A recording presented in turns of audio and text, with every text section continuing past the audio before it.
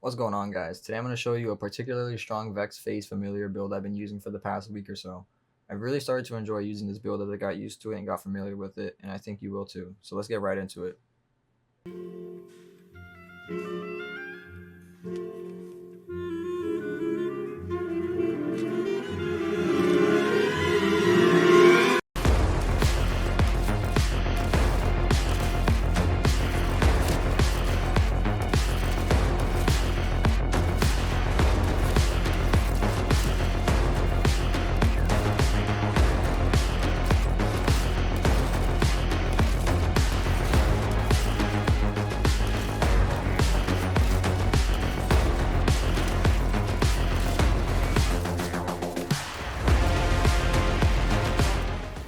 What I'll be talking about today is the build, its skills, equipment used, where to get the equipment, and specialization skills.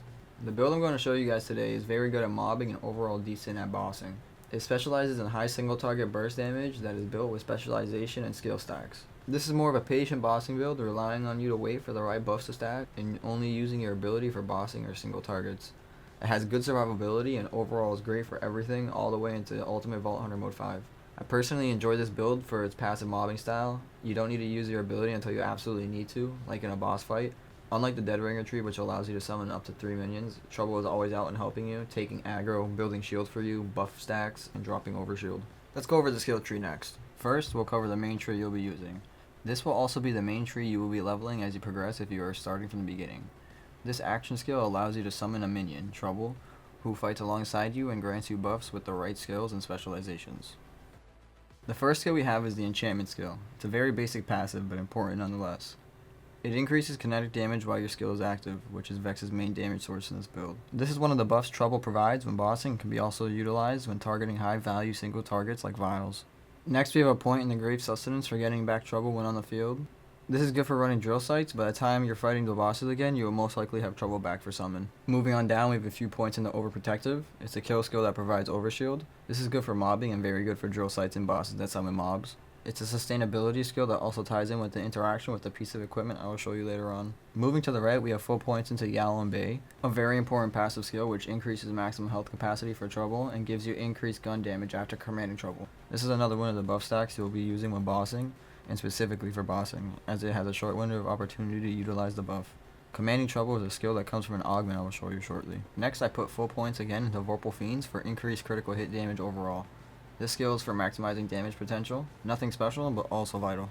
Onto the bottom skills for the first augment, we use Beast Mode. This is the command skill which applies to Yao and Bay. With this skill, you can command Trouble to enter Beast Mode, which makes him immune to damage and increases his movement for a duration.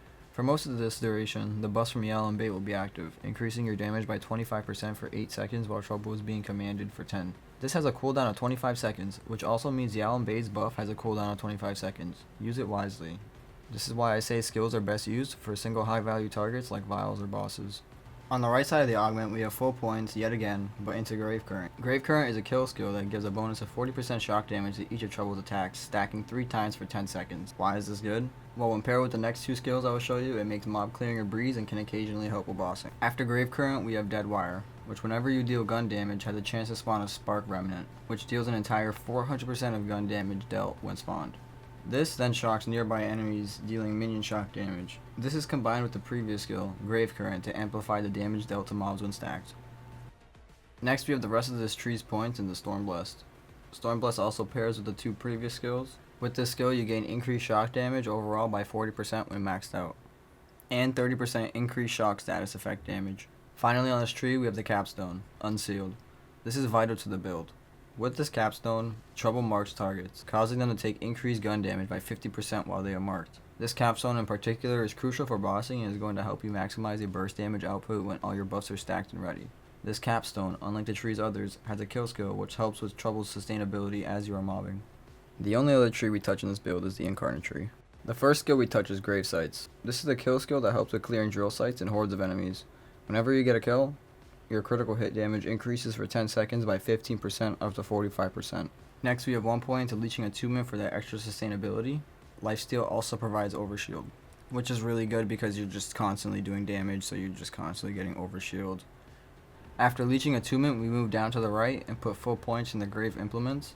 With Grave Implements, you gain a kill skill. With this kill skill, you get increased gun damage for duration. When maxed out, it goes up to 20%, stacking up to 60% with 3 stacks for 10 seconds. This is another great mobbing skill, like most of the skills mentioned.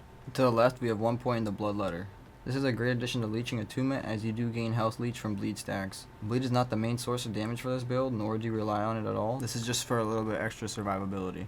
The last and very important skill in the tree is the Grave Power skill. We put full points into the skill to maximize our buff effects. With this skill, you gain extra skill stacks. With 3 extra stacks, you gain a huge damage buff when everything is stacked together. Now I'm going to talk about equipment. I'm going to go over what I run, why I use it, and how to get the gear. So let's get right into it. First, I'm going to go over weapons. For our purple weapons, the double-hand shotgun is good for vials and has high burst damage with an underbarrel spread launcher attachment. It's not a dedicated drop, so you need to farm Encore to get it. Drill sites with multiple bosses like the one in Lopside are good to farm. Same goes for the Stellium shotgun. Both do insane amounts of burst damage to single targets, and when buffed can wipe out vials, badasses, and bosses pretty fast. Additionally, if you want to, I don't recommend it because I think it's cheese, but you can opt in for a disc launcher with Jacobs rather than a Stellium shotgun with Beam Tosser. It does a lot more damage, but I think it sort of makes the build redundant, and it can kill you, so do with you will with the information.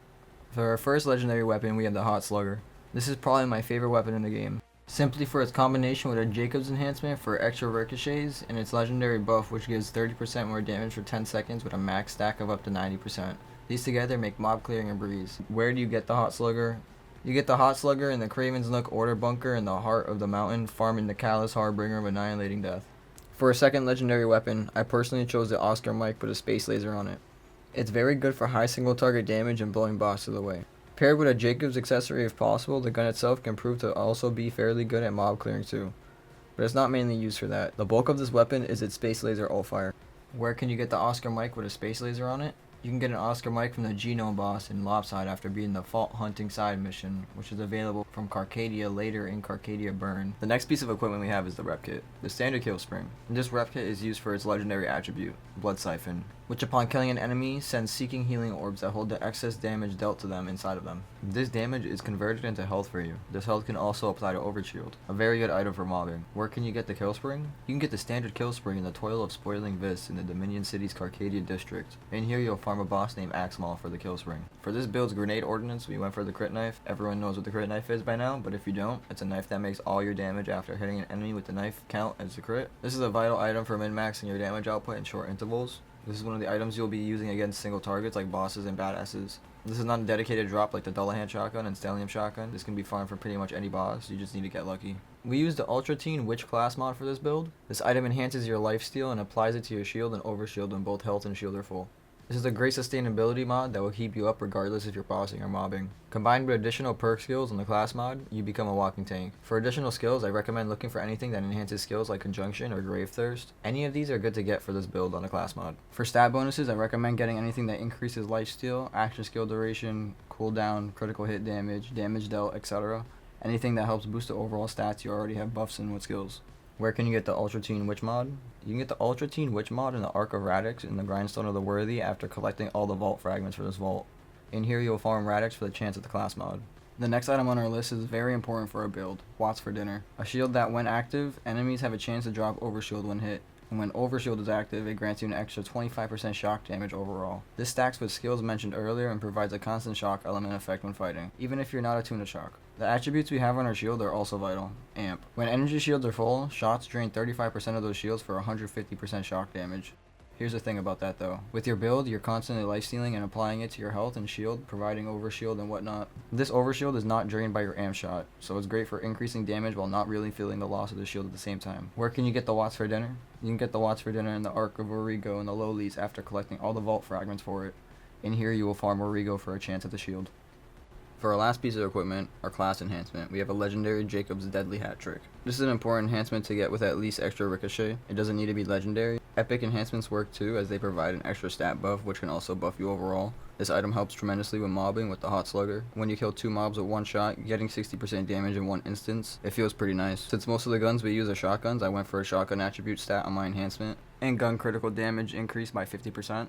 You can do anything like gun damage or damage dealt, or critical hit chance for instance. This is not a dedicated drop and can be farmed from anywhere in the world at a very low drop rate. That's why I say it's completely fine to opt in for an epic rather than a legendary. For a firmware, we have 3 points in the Deadeye for the critical hit damage and critical hit stack damage. This increases the overall punch of the build. And then we have 2 high caliber firmware pieces. This increases projectile speed for our hot slugger. It increases overall gun damage by a flat 10%. It doesn't matter the order of equipment you put this on so long as you have 3 Deadeye and 2 high caliber.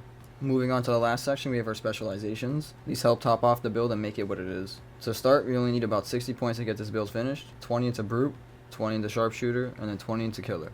The first specialization on the list is in the zone. Within the zone, you gain increased gun damage as you aim, up to 30% if you aim for 10 seconds. This is not necessary, but can increase damage output by quite a bit if you really need the extra damage primed into your fight. I don't use it often, but in fights with bosses who have a lot of health like the Timekeeper second stage, it comes in handy. Our next specialization, one shot, one kill, is important for mobbing. This kill skill stores 100% of excess damage dealt to enemies in your next shot. This makes clearing hordes easier and easier as one shot, one kill will progressively stack more and more excess damage when combined with the Hot Slugger's legendary attribute. The third specialization, Riddle You This, also pairs well with the previous specialization. As you shoot at enemies and clear drill sites, you'll build stacks of Riddle You This. With this specialization, you gain increased gun damage by 1% per stack up to 50% for 6 seconds. This is another one of the many buffs required to get the maximum damage output in your build. On to the last specialization in the build, and final suggestion I will mention, Compounding Afflictions. With Compounding Afflictions, enemies take increased damage each status effect applied to them. Status effects can be applied multiple times to amplify the effect. This pairs with the earlier mentioned skills, which allow Trouble to do shock damage when he attacks, and our own. When a status effect is caused onto an enemy, it increases their damage taken by 1%. This is almost negligible, but it does help build stacks on bosses when Trouble is just attacking them, or when you're clearing drill sites and the shock remnant goes out and applies AoE status effects. I think I've covered enough for today's video. I hope you found this build guide helpful. I had a lot of fun making it. If you haven't already and you're new here, which I assume most of you are because I only have 22 subscribers, please subscribe and like the video. I'm a small creator, so every like and interaction helps me and motivates me to create more content. I'm live on Twitch almost every single day unless I'm recording. Come stop by and say hi. I'm going to be playing a lot of Battlefield 6 soon. If you have any suggestions on what I should make next, what build I should do, write it down in the comment section below. I hope you have a great day or night. Peace.